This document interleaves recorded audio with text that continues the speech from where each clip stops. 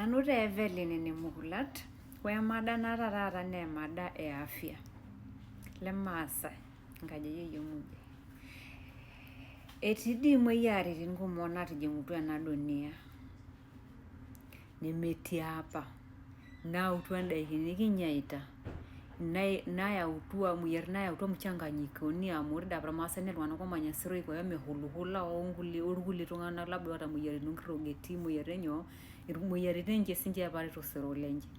Sasa kitijing'a taata atua imijikini, nikitijing'a changanyikeni ata onkulie tipati, netaa king'amuta imoyiaritin nauta enkijape onauta ntokitin pookin. Kwa hiyo enkaji yeyio.